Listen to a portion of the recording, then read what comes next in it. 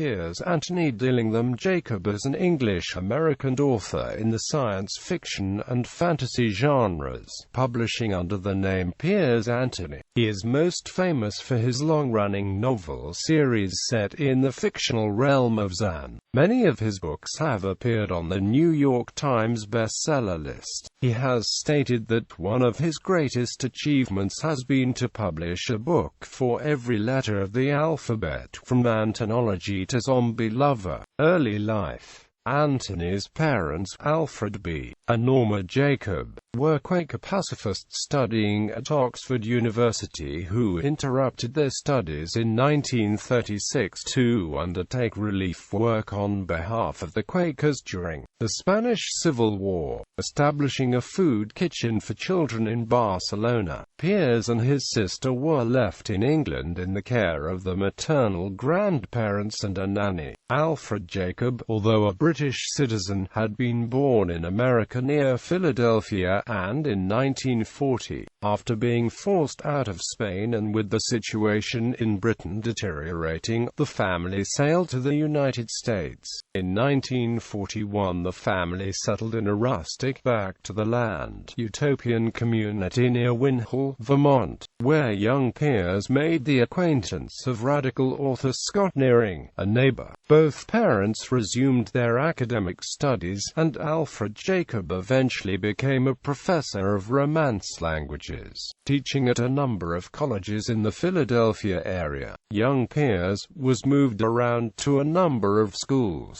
eventually enrolling in Goddard College in Vermont, where he graduated in 1956. On This American Life on July 27, 2012, Anthony revealed that his parents had divorced, he was bullied, and he had poor grades in school. Anthony referred to his high school as a very fancy private school, and refuses to donate money to the school, because as a student, he recalls being part of the lower crust, and that no one paid attention to or cared about him. He said, "I didn't like being a member of the underclass of the peons like that." He became a naturalized U.S. citizen while serving in the United States Army in 1958.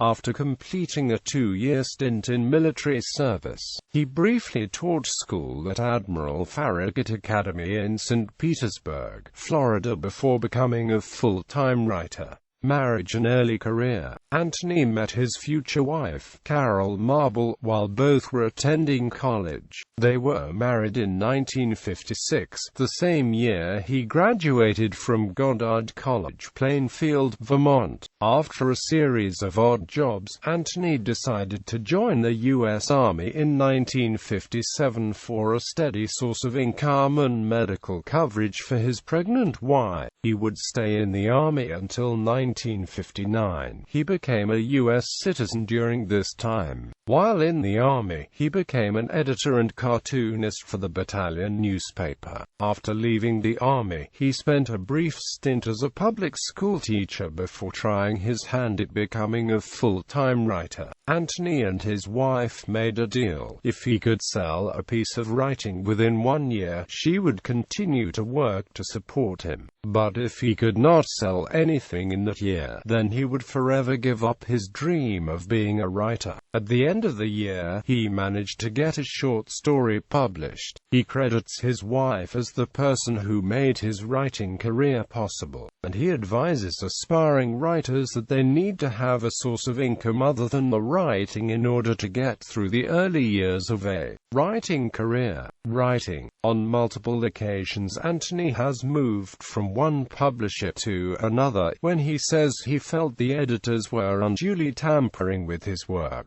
He has sued publishers for accounting malfeasance and won judgments in his favor. Anthony maintains an internet publishers survey in the interest of helping aspiring writers. For this service, he won the 2003 Friend of Epoch Award for service to the electronic publishing community. His website won the Special Recognition for Service to Writers Award from Predators and Editors, an author's guide to publishers and writing services.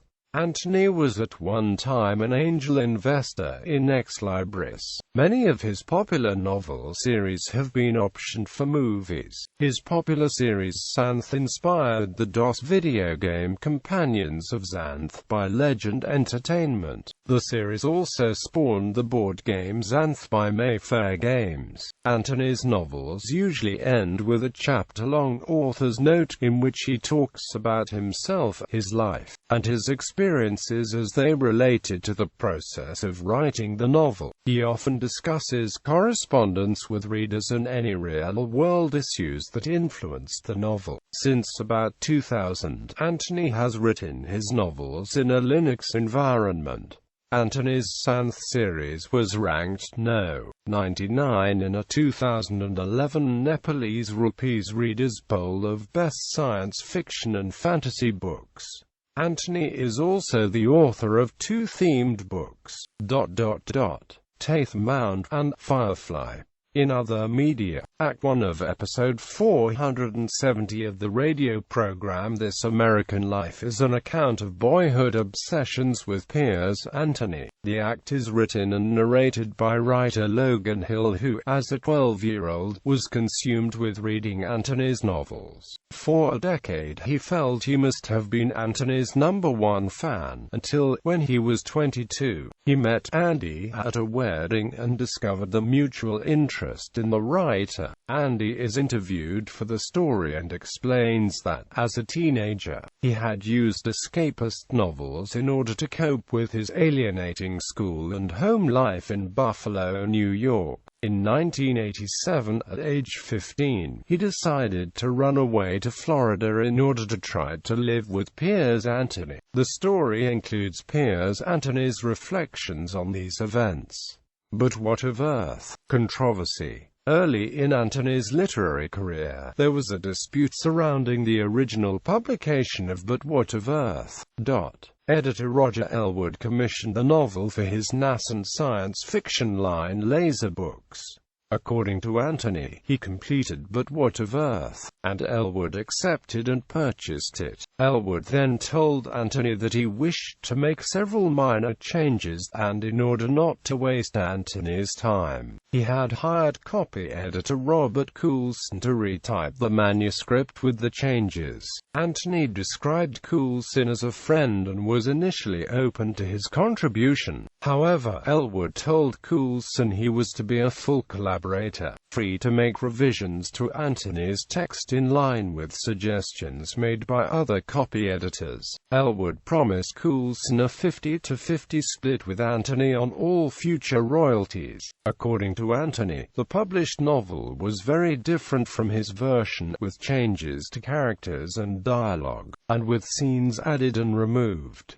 Anthony felt the changes worsened the novel. Lazy's ultimate publication of But What of Earth? Listed Anthony and Coulson together as collaborators.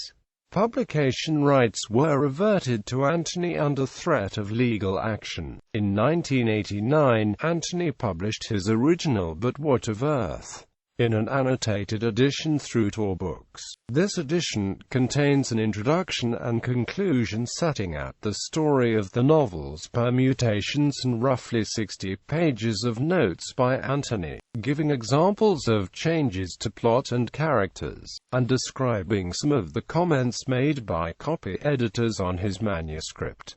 Personal life. Anthony currently lives with his wife on a tree farm which he owns in Florida. He and his wife had two daughters, Penny and Cheryl, and one her child, Logan. Regarding his religious beliefs, Anthony wrote in the October 2004 entry of his personal website, "I'm agnostic, which means I regard the case as unproven, but I'm much closer to the atheist position than to the theist one." On the 3rd of September 2009, the daughter Penelope, Penny, Carol and Jacob died from apparent respiratory paralysis following surgery for melanoma which had metastasized to her brain. She is survived by her husband and her daughter, Logan. Bibliography. For autobiographies refer to autobiographical subsection.